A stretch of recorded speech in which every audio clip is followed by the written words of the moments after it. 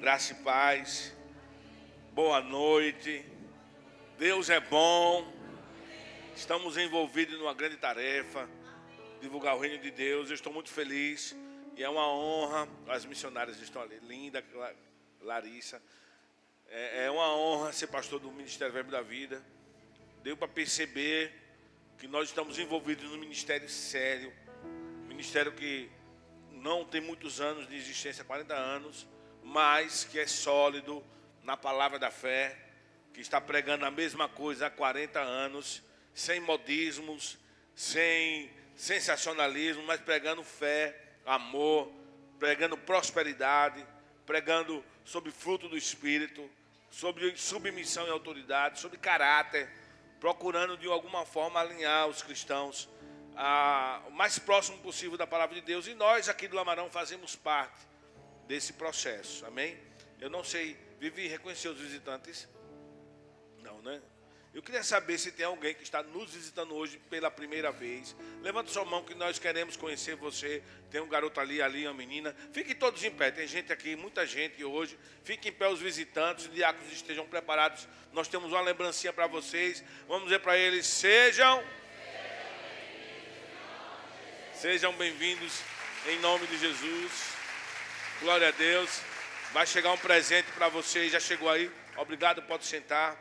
Então fico muito feliz com você aqui. Nós temos uma visão. Estamos a cada culto passando a visão da palavra, recebendo a nossa parte, aquilo que é a nossa parte. Professor Valdo, você não sai antes de falar comigo, que eu tenho a tarefa aquela que eu prometi a Mateus. Aí eu vou ter que repassar para você. Amém? Aliás, dos 4, é da família, tá? Então Deus é bom. Como é que diz hoje o culto desse de missões, de evangelismo, de Verbo da Vida de Missões, né? O apóstolo Banda eu conhecia, abracei muito ele, dizia muito que amava ele também dizia que me amava, era uma honra para mim. As conferências, para mim, quando eu vou para a reunião de pastores, é uma vez ao ano, no mês de março, ou conferência de ministros Nordeste, ou conferência de homens nacional, e tem a de mulheres que Cássia vai. Para mim é como se estivesse voltando para casa, renovando as baterias. E eu vou, eles às vezes trazem ministros americanos de fora. Eu já disse, apóstolo Guto, eu venho para ouvir o senhor, para te ouvir, para lhe ver. Não é um ministro que vem de fora pregar. Essa é a minha expectativa da minha esposa. E a gente procura, quero inclusive convidar quem puder ir, né? Você diácono, você ministro, pode falar comigo que a gente indica você para ir na conferência de ministros. É sempre no mês de julho, dia 10, dia 15. Nós queremos indicar você para ir. Agora nós não podemos pagar. Você vai do seu bolso. Amém? Mas você está sendo convidado. Amém? Deus é bom. O pessoal ficou triste quando disse que tem que pagar. Mas, de graça, diga de graça. Só o Evangelho. Amém? Salvação é de graça. O veículo para chegar ao Evangelho tem um custo que os homens estabeleceram. Por exemplo, aqui tem um custo dos ar-condicionados, aqui tem um custo das cadeiras, tem um custo da água de coco, da água para pagar a TESA, a Energisa, enfim. Então, os homens criaram um custo para todas as coisas. Então, hoje eu quero falar uma palavra muito boa. Antes de falar essa palavra, nós temos churrasquinho hoje, uma cantina missionária, viu? Cantina missionária. Outra coisa, Vivi é a nossa líder da, como é o nome? Secretaria de Missões aqui da nossa igreja, que está associada à Agência de Missões Verbo da Vida. Sabia que faltava alguma coisa? Eu estava aqui tentando lembrar. A Agência de Missões Verbo da Vida, lá em Campina Grande, que agencia os missionários. Inclusive, as ofertas de hoje, como ela falou, vão para algum missionário que a agência de missões vai estar designando. Há alguns anos nós mandamos, coincidiu que caiu as nossas ofertas para Jussier, lá no Japão, né, que tem a Igreja Verbo da Vida, lá no Japão, e ele foi o beneficiado com as ofertas da gente. E geralmente a gente completa do caixa também, porque não chega um valor que a gente quer, né? No ano passado, retrasado, nós completamos do caixa da igreja para enviar. Fora essa que foi tirada. Nós temos uma visão de excelência. Nós não chamamos nenhum ministro de fora para pregar e dar R$ 200 para ele ir embora. O Davi Fejoli vai ministrar dia 9 de setembro aqui, Cruzada de Curas e Milagres. Por isso nós estamos cobrando R$ 20, não para as curas, só passagem de avião dele, com hotel, quase R$ 4.000. Fora almoço, janta e uma oferta. Ele não vai sair daqui com R$ 2.000 nem R$ 3.000. Vamos dar mais ou menos R$ 4.000, R$ 5.000 de oferta para a vida dele. Então tudo tem um custo. Esses R$ 20 da entrada não vai ser suficiente para pagar todos os custos, mas vai ser bom para ajudar nos custos. Estou falando isso porque algumas pessoas maldosas, mau caráter, desinformadas, dizem que a igreja está cobrando cura. Não é. É pagando a passagem de avião dele mesmo no hotel e dando uma oferta para ele. Amém? O evangelho é de graça. Então, dia verbo da vida de missões, a palavra que Deus colocou no meu coração é testemunho, a melhor forma de evangelizar. Testemunho, a melhor forma de evangelizar. Eu ensino algumas coisas que eu vou falar aqui no Rema, quando eu ensinava evangelismo. Há alguns tempos, uns 3 anos atrás, não ensino mais, peguei outras matérias, mas é muito bom. Então, o que é o seu testemunho? A sua história. Amém? Como você encontrou Jesus, ou como Jesus entrou na sua vida, como Jesus encontrou você, o que Ele fez por você. E às vezes nós não vamos usar, eu já ganhei muita gente para Cristo como testemunho, nós não vamos usar de nenhum argumento teórico, nenhuma inteligência sobrenatural, apenas o nosso testemunho, a nossa vida, o nosso comportamento. E quando eu me refiro ao testemunho, não me refiro a apenas aquilo que Deus fez na sua vida, mas aquilo que Ele continua a fazer na sua vida. A sua alegria, a sua empolgação, aquilo que eles estão vendo em você. Amém? É mais do que suficiente para você pregar o evangelho de Jesus Cristo. Agora, eu estava pensando, por que algumas pessoas não estão mais evangelizando? Por que algumas pessoas não estão testemunhando de Cristo? Por que algumas pessoas não estão contando o seu testemunho? Por 2 motivos. O primeiro, porque alguns não tiveram um novo nascimento verdadeiro, um encontro real com Cristo, e por isso não tem um testemunho a dar. Amém? Vamos fazer uma confissão de fé. Diga, pastor Fábio, pode falar tudo. Eu te amo demais. Eu vou receber a palavra hoje. Olhe para os seus e diga, eu te amo, e receba a palavra. Meu pai, que é missionário, está ali, eu estou vendo. Eu acho que é o pai de Tatá e parente, sei lá, aqui, lá de Oxa. Eu amo o senhor demais. Eu lhe vi, rapaz. Tatá, ele veio. Ele é missionário, porque viaja demais. Hoje é o dia dele também. Dia missionário. Eu amo vocês, todos vocês. Já falou para o seu filho, digo, amo você, amo você. Vamos falar aí, somos uma família, vamos deixar de problema. Então, tá bom, acaba a feira. Vocês se empolgaram demais. Então, gente, por que alguns não estão mais testemunhando ou não testemunham de Cristo? Justamente porque não tiveram ainda um encontro real com Cristo. Eu lhe garanto que vai ser mais empolgante do que quando você vai para um restaurante. E aquele restaurante, por mais que tenha cobrado caro, eu estava ontem com o tanque de guerra, vulgo Tiago, esposo de Tatai, e eles estavam comendo uma costela, mas era uma costela assim. E o major, esse baixinho que está ali, ele estava com aquela costela molho barbecue, grandiosa, um valor considerável de investimento, mas com retorno garantido. Eu experimentei, eu disse, major, da próxima vez eu vou comer essa costela. Agora, eu queria que vocês estivessem lá para ver a empolgação da costela. Inclusive, o pastor Samuel, faça assim, pastor Samuel. Pastor Samuel chegou lá de surpresa e disse, Rafael me trouxe, eu tenho que comer essa costela. Olha a empolgação. Rafael trouxe ele, porque já comeu. Eu vou comer a costela famosa. Por quê? Porque experimentou. Eles experimentaram a costela. Eles estão falando porque experimentaram. E às vezes nós não estamos empolgados justamente por isso, de falar de Jesus. Agora, dentro desse contexto, é muito importante entender isso.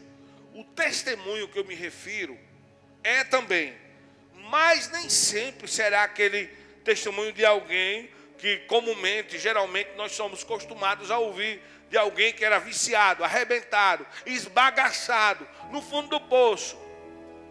Não é? Ah, ele tem um testemunho a dar. E eu? Um exemplo são os meus filhos Aleph e João Pedro, foram criados no Evangelho, como seria para eles darem um testemunho de Jesus Cristo, se eles não vieram do mundo das drogas, por exemplo. Eles não tiveram, aparentemente, uma grande transformação, uma grande empolgação. Então, pontuando sobre isso, o que Aleph e João Pedro, os meus filhos, podem testemunhar é o que Jesus está fazendo na vida deles hoje. É ter uma vida cheia do Espírito Santo. Uma vida pautada em princípios. Uma vida que recebe a paz e a alegria que o mundo não dá, não conhece, mas quem está cheio do Espírito Santo sabe.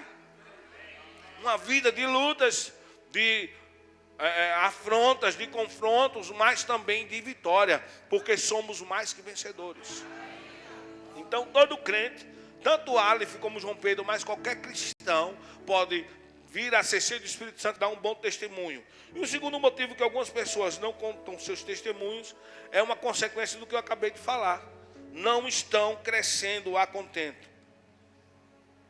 Nasceram de novo, tiveram um encontro real com Cristo, mas deixaram de crescer, pararam de crescer, perderam o foco. Tem uma vida estagnada como água parada. A água parada não move moinho.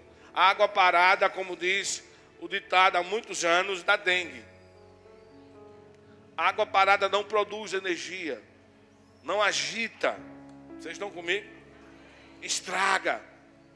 Então, o motivo é esse. Alguns não tiveram um encontro real, outros não estão na igreja, que perderam o foco. Perderam o foco porque não estão se enchendo do Espírito Santo. Não estão ouvindo a voz do Espírito Santo. Não estão sendo ensinados e guiados pelo Espírito Santo.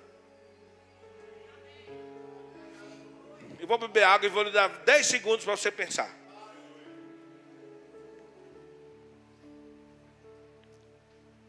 Eu não me considero um bom mestre, nem mestre eu me considero.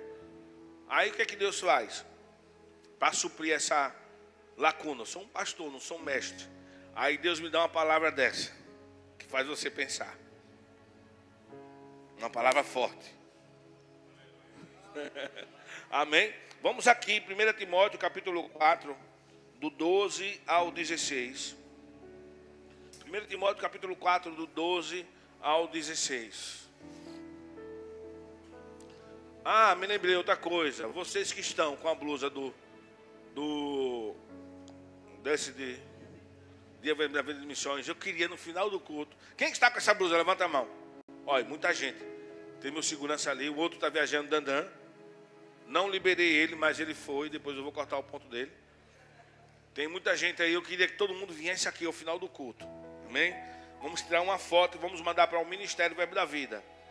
Essa foto de todos um dia, Verbo da Vida de Missões. Amém? 1 Timóteo capítulo 4, versículo 12 ao 16. Estamos lendo na King James, eu imagino que eles vão colocar na King James aí. Ninguém menospreze o fato de seres jovem, mas procura ser exemplo. Se você quiser, pode sublinhar essa palavra. Ninguém menospreze o fato de serem jovens, mas procura ser exemplo para os fiéis na palavra, no comportamento, no amor, na fé e na pureza. Enquanto aguardas a minha chegada, aplica-te à leitura, à exortação, ao ensino. Não deixes de desenvolver o dom que há em ti. Se quiser, pode sublinhar também. Não deixes de desenvolver o dom que há em ti, que te foi otorgado por mensagem profética, com imposição de mãos por parte dos presbíteros. Dedica-te plenamente ao cumprimento dessas responsabilidades para que todos possam testemunhar o teu progresso. Pode sublinhar esse versículo 15 todo. Dedica-te plenamente ao cumprimento dessas responsabilidades para que todos possam testemunhar, observar o seu progresso. 16. Tem cuidado de ti mesmo, do teu ensino. Persevera nesses deveres, pois agindo assim salvarás tanto a tua vida, tua própria vida, quanto a todos os que te derem ouvidos. Amém? Então, há algumas palavras-chave que eu mandei sublinhar, ao meu ver, nesses versículos. A primeira, do primeiro versículo, é: ninguém menospreze o fato de seres jovem, mas procura ser exemplo. Então, não é a idade, fica claro, está implícito. Não é a nossa idade que vai determinar a nossa maturidade, mas o quanto nós estamos sendo cheios da palavra, do Espírito Santo, do amor de Deus. Um jovem, por mais jovem que seja, ele pode ser um bom exemplo. Ele pode testemunhar de Jesus Cristo. Amém? A segunda palavra que eu mandei sublinhar, pedir, é: não deixes de desenvolver o dom que há em ti. Isso é um direcionamento, nos remete a uma vida cristã diga comigo, desenvolvimento. Diga para o seu vizinho, você precisa se desenvolver. Então a vida cristã é uma vida de desenvolvimento, é uma vida de crescimento. Não daremos testemunho sem esse entendimento de que precisamos crescer em Deus. Diga, eu não darei um bom testemunho sem o entendimento de que eu preciso crescer em Deus. Então eu e você precisamos dar frutos, avançar, trabalhar, semear na obra, ser ativo. Eu estava ministrando para a reunião de sábado, para os obreiros, falei em reunião de sexta-noite com os pastores, ensinando justamente sobre isso, sobre a questão de assistencialismo. A igreja, irmãos, tem um dever com a sociedade de assistir a sociedade nas suas necessidades. O próprio Jesus fazia isso, mas também precisamos ter uma linha tênue de entendermos que a igreja vive de dízimos e ofertas e doações. E de onde vêm esses recursos? De Deus, amém, mas através da sua vida. E precisamos ter uma visão não de assistencialismo apenas, mas uma visão de que eu preciso semear, eu preciso investir no reino, eu preciso também ser uma resposta para as pessoas. Eu não quero chegar aqui, ser um membro inativo, como uma água parada. Eu preciso estar aqui e eu preciso vestir a camisa. Eu preciso ter uma visão diferente. Não só cobrar da igreja que ninguém me ajuda, mas eu preciso, Senhor, eu quero crescer em todas as áreas da minha vida. Eu preciso me semear. Então isso é uma resposta para as pessoas. Eu preciso somar com a visão. Amém? Então, a terceira palavra que eu pedir, desculpem, é mania de falar, vocês entendem, né? Sublinhar o versículo, acho que foi o 15, dedica-te plenamente ao cumprimento dessas responsabilidades para que todos possam testemunhar o teu progresso. Diga comigo, as pessoas precisam testemunhar o meu progresso. Sabe, algo diferente, que não tem em qualquer pessoa, mas o cristão tem. Não porque o cristão é melhor, mas é porque há um Deus em você. Amém? Algo diferente que as pessoas precisam ver, que são difíceis de expressar em palavras, e eles dizem, tem algo diferente em você. Amém? Tem algo em você que as pessoas precisam testemunhar o seu progresso. E o resultado disso é o versículo 16. Olha o 16. Pois agindo assim salvarás tanto a tua própria vida, quanto a todos que derem ouvidos. Ou seja, as pessoas ouvirão você, e o seu testemunho dará crédito ao que elas ouvem. Amém? É uma cariação, não é, advogado Samuel? O seu testemunho e o que você fala e o que você faz. Elas darão ouvidos a você observando Eita empolgação. 10 segundos, vamos pensar. Vocês estão pensando? Vamos pensar. E aí, pastor Salé, tudo bem? Botei vocês para pensarem, né? Então, a mensagem de amor, por exemplo, nada é sem uma atenção. Alguns não entendem quando alguém chega para mim e diz, pastor, eu te amo. Eu digo, você nem precisa dizer que me ama, porque eu vejo que você me ama. Vocês estão comigo? A mensagem de amor nada é sem um abraço, sem uma atenção, sem um ombro amigo, sem uma oração, mas também tem que ter confronto, limites, disciplina. O amor completo. Mas vamos ficar do lado meloso, do lado bom. A mensagem de amor nada é sem esse carinho, irmãos. Sem esse respeito. Não adianta dizer que ama. É melhor expressar que ama completamente, em atitudes. Amém? Olha isso aqui, mulheres, só as mulheres, diga, pastor, pode mandar. Vamos lá. Estou confiando em vocês, hein?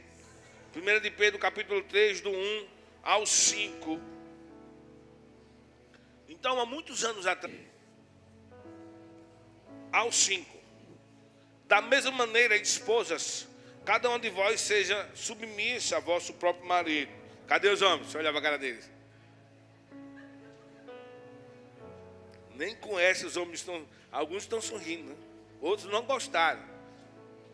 Da mesma maneira, esposas, cada um de vós seja submissa a vosso próprio marido, com o propósito de que, se alguns deles ainda são contra a palavra, sejam convertidos sem admoestações, mas pelo procedimento de sua esposa, testemunhando a vossa maneira de ser honesta e respeitosa.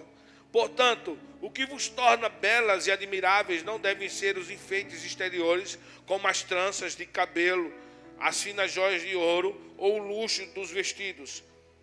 Pelo contrário, esteja em vosso ser interior, que não se desvanece, toda a beleza que se revela mediante um espírito amável e cordato, e que é de grande valor na presença de Deus.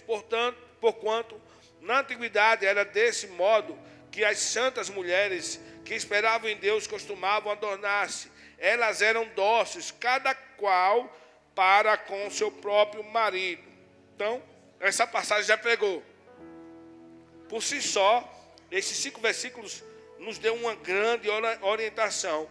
E o versículo 3, especificamente, orienta as irmãs, as mulheres que aqui estão, que para Deus salvar o seu casamento, ou o seu cônjuge, o seu marido, não depende apenas da beleza exterior, da aparência. Não depende da beleza exterior, melhor dizendo, da aparência, mas da beleza do seu comportamento, a beleza do seu testemunho, que pode espelhar a Cristo.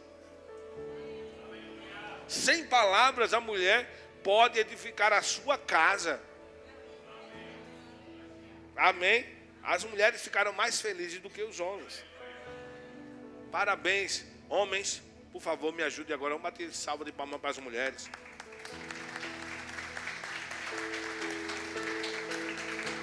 Elas merecem, mulheres de Deus.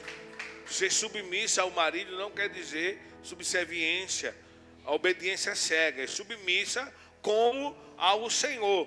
Não é obedecer naquilo que desagrada a Deus. Amém? Ser submissa está debaixo de uma segurança, de uma visão, de uma missão, de uma proteção.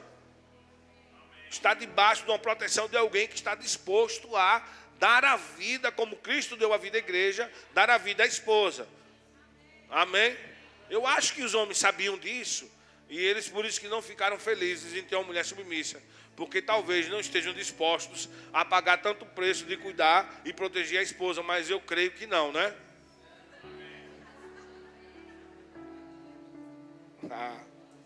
Vamos aqui ver mais alguns exemplos. 2 de Reis, capítulo 4, versículo 8 e 9. 2 de Reis 4, 8 e 9. Então, a melhor forma de pregar a Cristo é com o nosso testemunho, é a nossa vida. Um dia, Eliseu foi a Sunem, onde vivia uma mulher rica, que lhe ofereceu com insistência uma refeição em sua casa. Depois disso, sempre que passava por aquela cidade, ele parava para visitá-la e comer alguma coisa. Certa vez ela sugeriu ao seu marido: olha, sei que esta pessoa que sempre nos visita é um santo homem de Deus. Como foi que ela soube disso? Diga comigo: pelo comportamento. Amém? Vou ler aqui uma outra versão, não sei qual o nome dessa versão, vai ficar mais claro.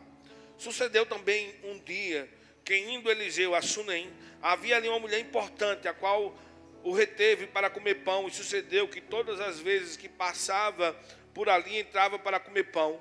E ela disse ao seu marido: eis que tenho observado. Estamos sendo observados.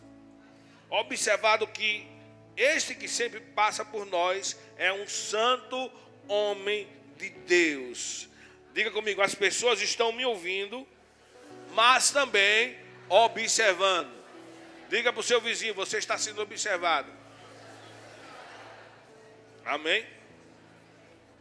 Então, contar a sua história, contar o seu testemunho, o que Jesus fez por você, o que Jesus continua a fazer por você.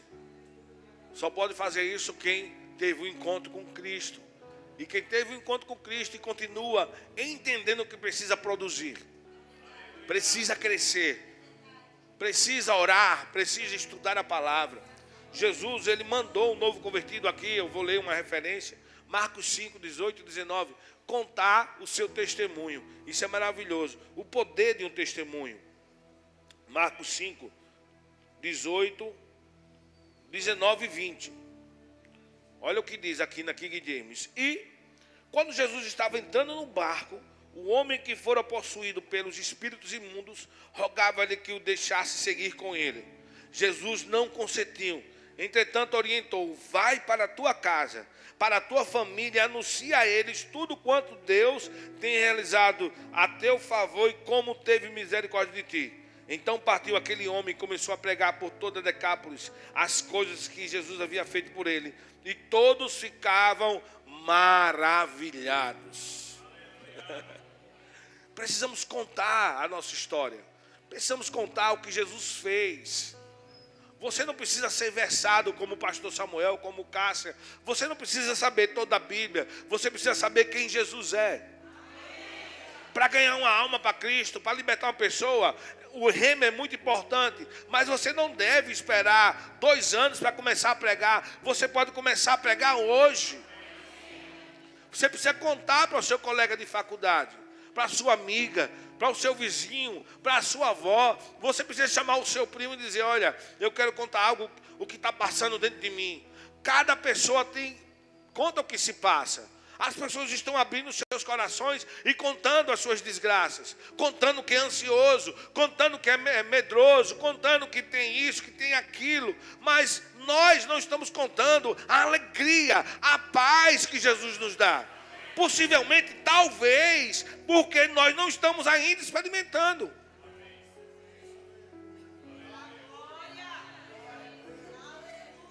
Ele disse, e ele não é homem para quem minta: a paz que eu não dou como o mundo a dá.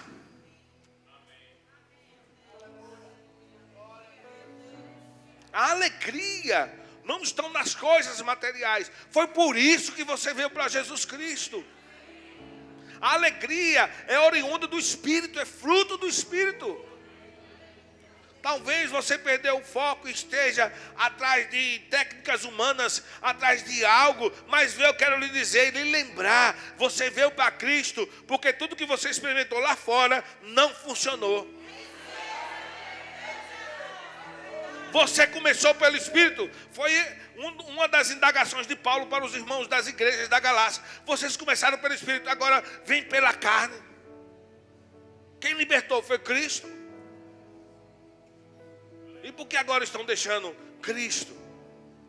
Por causa de técnicas, aquilo, falsas promessas, caminhos que são atalhos que parecem ser mais fáceis, cobram caro, onde você poderia simplesmente ligar um louvor, uma adoração e entrar pela fé no Santo dos Santos, se encher de alegria, de paz, declarar a palavra, ouvir a voz de Deus, orar mais, Deus falar com você, a graça aumentar, de glória em glória. É a forma de Deus trabalhar. O Evangelho é o poder de Deus. De fé em fé, de glória em glória, nós somos transformados. Tem crentes atrás de atalho porque ainda não comeu a boa comida da palavra, não bebeu do Espírito.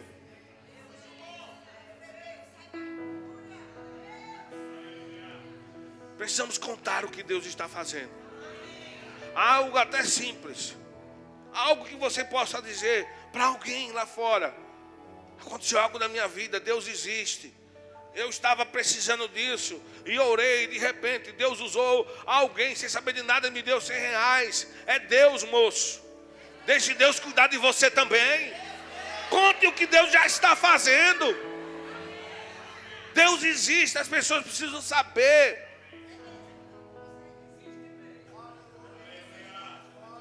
Aleluia. Paulo, ele aqui, quero dar um exemplo, mais um exemplo, eu acho mais dois. Atos 22, do 3 ao 8. Ele dá um exemplo de contando o seu testemunho. Em Atos 26, 12, ele falando para o rei Festo, e ele prega o mesmo testemunho para o rei Festo. Eu acho que ninguém nessa sala é mais versado do que o apóstolo São Paulo, e ele pregava o testemunho dele, simples, de onde ele chegava. Conta o que Deus está fazendo, irmão Miguel, diácono Miguel. Quem era você? O testemunho dele. Deus é atemporal, ele estava no passado, está no presente, está no futuro.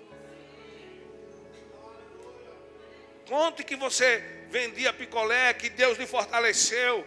Conte que hoje você tem um Jeep 0 quilômetro. Toda a boa dádiva, todo dom perfeito vem do alto, descendo do Pai das luzes. Há um espaço em Deus para você. Você também pode crescer. Amém. Olha o que Paulo diz. Então Paulo declarou no seu testemunho, um dos seus interrogatórios: sou judeu, nascido em Tarso da Cilícia, mas criado nesta cidade, fui educado rigorosamente na lei de nossos antepassados, aos pés de Gamaliel, sendo tão zeloso por Deus, assim como estáis sendo vós nestes dias. Persegui os seguidores do caminho até a morte, algemando tanto homens quanto mulheres e jogando-os no cárcere. Como bem pôde testemunhar o sumo sacerdote, assim como todo o conselho dos anciãos, visto que deles recebi cartas requisitando a cooperação dos irmãos, e segui para Damasco com a finalidade de deter e trazer algemados para Jerusalém os que ali estivessem, para serem severamente punidos. Entretanto, por volta do meio-dia, enquanto me aproximava de Damasco, de repente, uma voz fulgurante, luz vinda do céu, reluziu ao meu redor. Caí por terra. E ele dá detalhes porque a luz do sol é forte. Teve uma luz mais forte que incomodou ele, ao ponto de deixá-lo cego, não por uma doença, mas por um sinal da glória de Deus. Caí por terra e ouvi uma voz que me indagava: Saulo, Saulo, por que me persegues?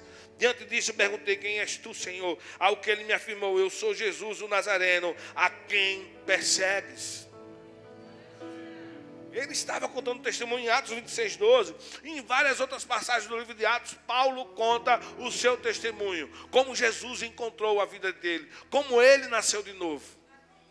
A mulher samaritana conseguiu convencer muitas pessoas a Cristo através do testemunho dela. Uma podemos dizer, convertida. João capítulo 4, versículo 27. Vamos ler até o 30. Olha o que diz. Jesus, no poço de Jacó, conversando com a mulher samaritana. Olha o que diz. Neste ponto, chegaram os seus discípulos e se admiraram de que estivesse conversando com uma mulher. Todavia ninguém lhe perguntou: que queres saber? Ou por que falas com ela? A mulher então deixou o seu cântaro, foi à cidade e disse aos homens: vinde ver de um homem que me disse tudo quanto tenho feito. Não seria este o Cristo?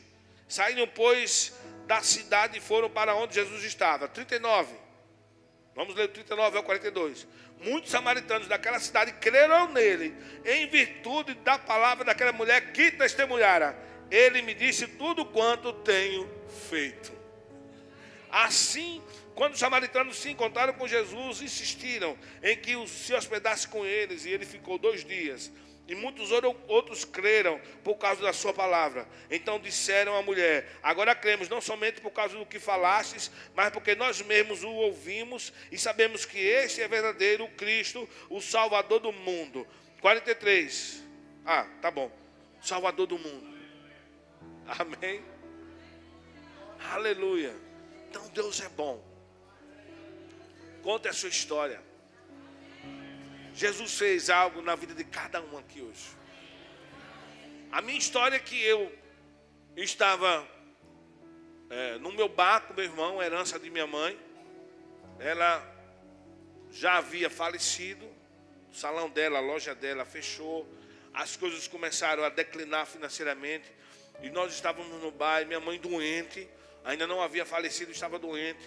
Eu pesava 75 quilos. Em uma semana, emagreci 7. Estava com 68. Muito triste. Meus amigos todos sumiram. Não tinha mais nenhum. E eu ouvi dizer que Nivaldo se converteu. Nivaldo fazia parte de um grupo de dança chamado Xadrez aqui. Daniel Dial fazia parte desse grupo com Nivaldo e mais outros 2 jovens que dançavam nesse grupo de xadrez. Aí repercutiu, Nivaldo se converteu. E eu não tinha muito entendimento de Nivaldo, conhecimento dele. De repente, outro dia ele até trouxe uma ovelha minha aqui de Uber e confirmou que o meu testemunho. E Nivaldo entrou naquele bar. Foi o melhor dia da minha vida. Eu estava triste, angustiado, sem vontade de comer, emagrecendo.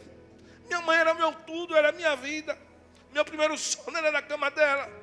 De repente ele entrou e disse: eu conheci semana passada um homem que mudou a minha vida.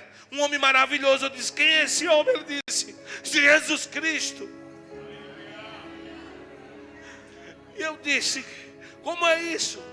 Eu pensava que eu tinha Deus. Ele disse: vão, você estava sendo enganado. Deus tem você, mas você não tem Ele. Você precisa confessar os seus pecados, entregar a vida a Jesus Cristo. Ele era um novo convertido, talvez por isso ele entrou num bar. Porque se fosse um crente religioso velho, não faria o que ele fez. Mas Jesus, ele entraria nos bares hoje. Jesus comeria com os pecadores hoje. Jesus entrou lá. Através de Nivaldo ele me resgatou. E ele foi, falou de Jesus, disse: eu quero Jesus Cristo. E ele disse: Jesus está aqui no seu bar. E segurou minhas mãos e eu confessei Jesus. Oh, irmãos, eu não posso dimensionar em palavras, nem com adjetivos, expressar a paz, a alegria. O impacto foi tão grande que o meu primeiro sermão, isso foi na sexta, na segunda minha mãe faleceu. Meu primeiro sermão eu preguei no cemitério São João Batista. Eu segurei o caixão e disse: minha mãe não está mais aqui, é só o corpo dela. Se vocês conhecessem o Jesus que eu conheci sexta-feira, vocês não estariam tristes. Foi a minha primeira pregação. E ali eu comecei a ganhar almas com o meu testemunho. Viciados, traficantes de cocaína. Ganhei muita gente para Cristo. Chegou um momento que eu mesmo não estava aguentando mais. Eu, Senhor, eu preciso abrir uma porta de emprego. Eu ainda estava no bar, ganhando almas. Pessoas entravam lá, se demoniavam, caíam demoniado. Eu expulsava demônio. Meu irmão começou a ficar com raiva porque eu estava desfazendo as vendas dele. Era eu e ele. Até que uma mulher lá, hipnotizada, e disse: eu não aguento você aqui, desfazendo as minhas obras. Eu quero que você saia daqui. Aí virou as costas e foi embora. E eu, novo convertido, meu Deus, não conheci a mulher falando isso de mim. Depois que eu percebi que era o diabo, eu não era. Mas eu ganhei muitas almas para Cristo naquele lugar. Muitas almas. E era engraçado porque as pessoas diziam: irmão, traga uma cerveja. Eu, na hora! Eu novo convertido, os irmãos na época da igreja me julgando, mas eu expulsando demônio, ganhando almas e pregando o evangelho. Eu estava sendo mais efetivo do que todos eles que tinham muitos anos de Cristo. E eu sempre abracei. O que falam na igreja sobre os homossexuais é tudo mentira. Eu sempre abracei eles. Sempre abracei eles. Muitos amigos homossexuais. Eu abraçava todos eles e dizia: Jesus tem um plano na sua vida. Não caia nessa de se dispor contra eles. É cilada. Nós estamos fechando a porta do evangelho. Pecado continua sendo pecado. Eu preguei outro domingo sobre o amor e o pecado. O erro continua sendo o erro. Mas você tem que pregar do amor de Deus por eles, da graça de Cristo por eles, e não ficar toda hora apontando o dedo para eles. Vocês estão comigo, irmão? Vai funcionar bem mais. Nesse púlpito aqui está proibido de falar contra os homossexuais. Vamos falar sobre o pecado. Vamos falar a palavra de Deus. Vocês estão comigo? Todo mundo sabe o que é certo, o que é errado, o que é pecado. Está escrito. Mas eu não vou cair nessa armadilha de me dispor com ninguém. Nem vamos falar mal de droga, nem nada. Vamos pregar que pecado continua sendo pecado. Vamos continuar pregando aquilo que precisamos pregar e ministrar a verdade da palavra de Deus. No dia que a igreja evangélica parou de falar contra a idolatria da igreja católica, muitos católicos se converteram para Cristo. Porque abriu uma porta. Existem muitas coisas para pregar para eles. E eles nascerem de novo. O próprio Espírito Santo vai dizer: isso está errado, isso está errado, isso está errado, isso está errado, isso está errado. Amém? Deixar um versículo para vocês, para meditação. 1 de Pedro 2, versículo 12. Seja exemplar o vosso comportamento. Vou esperar você, vou ler com você. 1 de Pedro 2, 12.